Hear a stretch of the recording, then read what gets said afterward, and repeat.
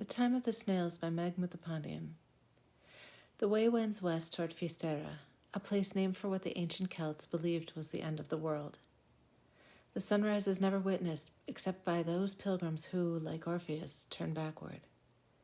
The snails' rise, however, can be witnessed every morning, and it is a remarkable sight.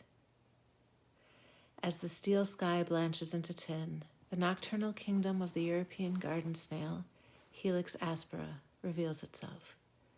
In the darkness, they have held their congress within the forests and fields, bracing the path or roadside. But they are creatures of earth and water, not wind and fire. Their soft feet and antennae slowly undulate beneath their tiger-eye shells as, guided by a remarkable homing instinct, they cross the road, finding their way back to their cool burrows before the sun regains its command. For as far as the eye can see, these tiny caravans punctuate the way. So does the fine lace of their mucus trails, which glisten like the quicksilver stripes of a zebrafish darting through a coral reef. Pilgrims will transect hundreds and thousands of these translucent trails for miles without realizing the kinship that they possess with these tiny mollusks. They have entered the time of the snails.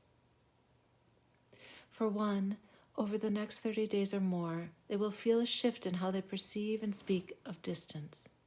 How far something is will be felt and articulated by landmark or by time of day, not in arbitrary measurement units such as miles or kilometers.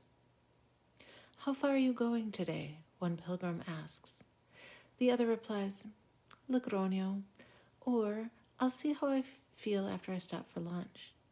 Even those who possess a guidebook, who regularly pull out its maps and possess a well-planned itinerary designed with daily mileage in mind, even they begin to conceptualize distance from the vantage point of the position of the sun, of bodies in space. And this remarkable time of the snails is not merely characterized by slowness, but by a return to navigating by instinct. Like his snail brother, the pilgrim possesses an acute ability to find clean water. He will enter an unfamiliar city or village and find his way to a fountain or community water source with no more effort than it takes to arrive. Therein, he will fill his bottle and rest and rise and walk again, as if he too possesses the snail's extraordinary capacity for finding his way home to a place he has never been. The time of the snails, however, does not preclude seasons. No matter when they begin, 30 or more days of walking the Camino means that the pilgrim will witness the land in its element, blooming, greening, fruiting, falling, dying, budding again. Summer pilgrims begin when June's blood-red corn poppies are bursting through alleys of green wheat. They will complete their journey as the last of the flowers blow out, the spent fireworks of their stems littering the landscape of early July. Those who have started their pilgrimage even a week later will take their first steps when the fig and almond trees bear big glossy leaves and hard stunted drupes. They can glean fist-sized fruits from the trees by the time they reach Santiago at the beginning of August. The golden white wheat that has grown fat by early August courts the attention of the peregrine falcon and griffin vulture in the weeks before harvest time. At the end of their journey, many pilgrims will walk on to Finisterre to watch the sun set at the edge of the world. Although the blazes will guide them for the 87 kilometers it will take to walk to the small village that bears the name Finisterre, they will use that acute ability to find life-giving water in order to navigate 4 additional kilometers to the Cape, which, jutting out into the sea, marks the most western point in Europe.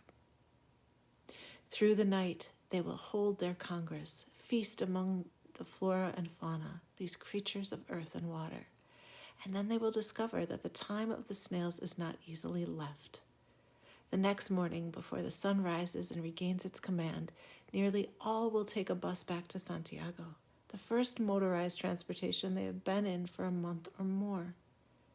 They are shocked to discover what, at least at a conceptual level, they already knew. What would take an hour in a vehicle on the interstate takes 3 or more days by foot. Just as the person who has eradicated sugar from their diet begins to sweat or feels heart palpitations when they have a glass of wine or rich cream dessert, so pilgrims feel the effects of the vehicle's sounds, smell, speed. They suffer acute symptoms, physically feeling that which studies have already revealed.